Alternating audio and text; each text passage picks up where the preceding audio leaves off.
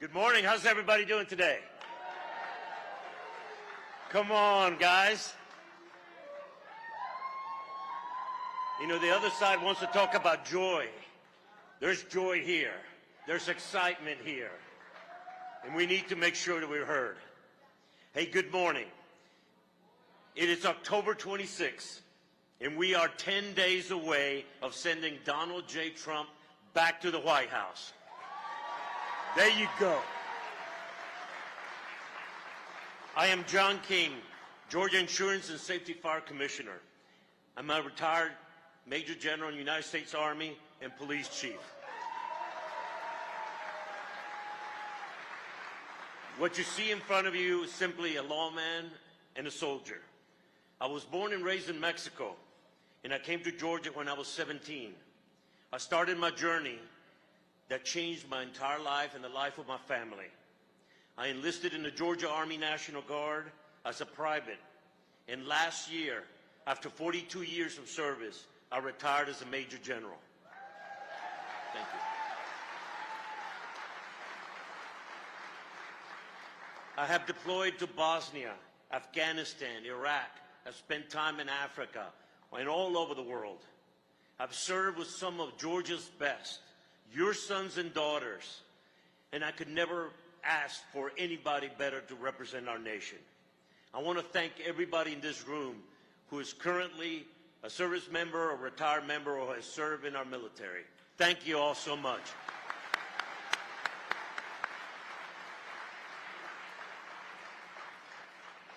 As a young man, I also joined the Atlanta Police Department. I know what it means to protect and serve those throughout our community, including those folks that were standing across the street.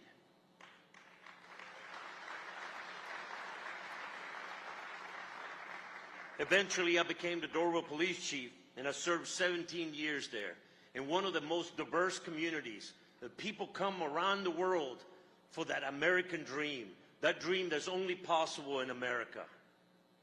Let me tell you, the fact that I joined the Army, that I became a police chief, that I became a general officer in our Army, that dream is only possible in America. And we ought to be very proud and celebrate that every day.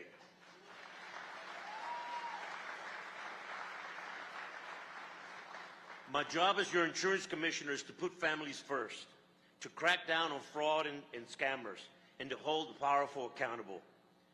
We need somebody like that back in the White House.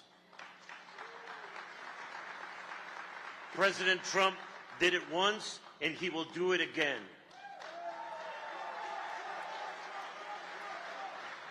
He secured our border. He lowered our costs.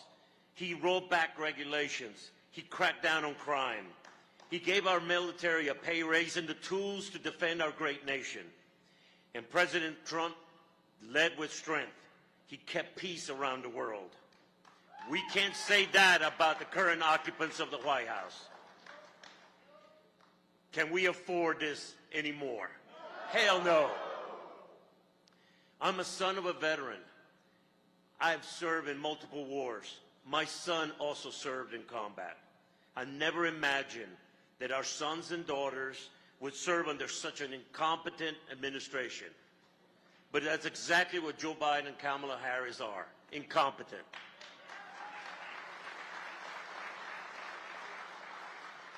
Biden and Harris opened our border, drove up our costs, turned violent criminals loose on our streets, and unleashed chaos around the world with weak and immature leadership. They humiliated our country in the departure of Afghanistan, and 13 service members paid the price for that incompetence. They've emboldened Iran, they've emboldened North Korea, and they've done nothing about China. At our southern border, they've handed that border over to the cartels. Hispanic leaders in this country are asking Vice President Harris, where are the children? Where are our children that you lost track of? That is criminal. When Vice President Harris was asked if she would do anything differently, she said, not a thing. Boo. Exactly. If she gets 4 more years every single problem in our country gets worse. That's the price of incompetence. We can stop that from happening, and Georgia must stop that from happening.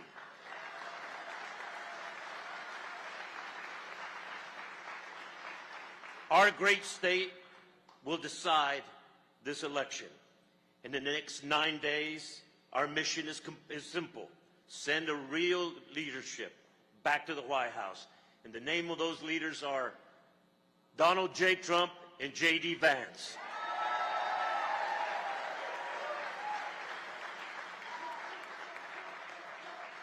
The future of our communities, our state, our nation depends on the success of this mission.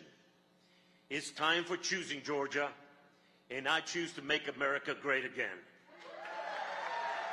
Thank you. God bless. God bless America, and God bless the greatest state of Georgia. Thank y'all.